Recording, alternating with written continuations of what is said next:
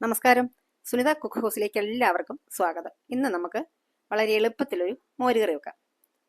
ഇത് കഷ്ണമൊന്നും ചേർക്കാതെ ഒരു നല്ലൊരു ഒഴിച്ചുകറിയാണ് കേട്ടോ ഇത്. അപ്പോൾ വളരെ പെട്ടെന്ന് നമുക്കത് ചെയ്തെടുക്കാൻ പറ്റും. അതിന് വേണ്ടിയിട്ട് ഞാൻ അടുപ്പിലേക്ക് ഒരു ചട്ടി വെച്ച് കൊടുത്തു. അതിലേക്ക് വെളിച്ചെണ്ണയാണ് കേട്ടോ ചേർത്ത് കൊടുക്കുന്നത്. എന്നിട്ട് ചട്ടിയുടെ എല്ലാ ഭാഗത്തേക്കും ആക്കി കൊടുക്കുകയാണ്. ഇനി ഇതിലേക്ക് നമുക്ക് കുറച്ച് കടുക് ചേർത്ത് കൊടുക്കണം.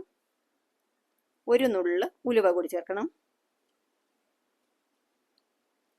ചെറുതായി അരിഞ്ഞ് ചെറിയ ഉള്ളി അത് കുറച്ചങ്ങ് ചേർത്ത് കൊടുത്തു. നന്നായിട്ട് മൂത്ത് വന്നപ്പോഴത്തേക്ക് കുറച്ച് കറിവേപ്പില ചേർത്ത് കൊടുത്തു. വറ്റൽമുളക് കൂടെ ചേർത്ത് കൊടുക്കുന്നു.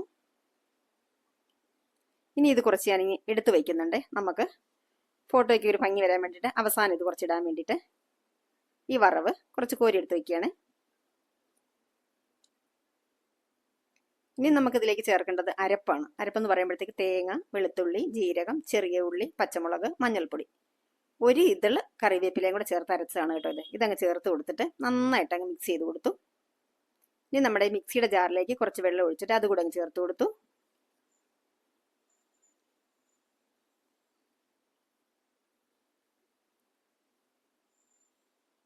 നമ്മുടെ ചാനൽ സബ്സ്ക്രൈബ് ചെയ്ത് സപ്പോർട്ട് ചെയ്യാനായിട്ട് മറന്നു പോകരുതേ. ഇത് നന്നായിട്ടൊന്ന് ചെറിയ രീതിയിലൊന്ന് നന്നായിട്ട് ചൂടായി ചെറിയ രീതിയിൽ തിളച്ച് വരുമ്പോഴത്തേക്ക് നമ്മൾ അടിച്ച് വെച്ച് മോരങ്ങ് ചേർത്ത് കൊടുക്കണം. മോര് ചെറുതായി ഒന്ന് ചൂടായി വരുമ്പോഴത്തേക്ക് നമുക്കിത് ഇറക്കി വെക്കാം. ഇതുപോലെ ഇളക്കിക്കൊണ്ട് തന്നെ ഇരിക്കണം കേട്ടോ, അല്ലെങ്കിൽ പിരിഞ്ഞു പോകും. സ്റ്റൗവിലാണ് ചെയ്യുന്നതെങ്കിൽ ലോ ഫ്ലെയിമിൽ വെക്കണം. എന്നിട്ട് ഒന്ന് നന്നായിട്ട് ചൂടായി വരുമ്പോഴത്തേക്ക് നമുക്കിത് ഇറക്കി വെക്കണം. ആവശ്യത്തിനുള്ള ഉപ്പുകൂടി ചേർത്ത് കൊടുത്തു. എല്ലാം കൂടെ നന്നായിട്ട് അങ്ങ് മിക്സ് ചെയ്തു. ഇതാ ചൂടായിട്ടുണ്ട്. അപ്പോൾ ഇങ്ങനെ ഇറക്കി വെച്ചിട്ടുണ്ട്.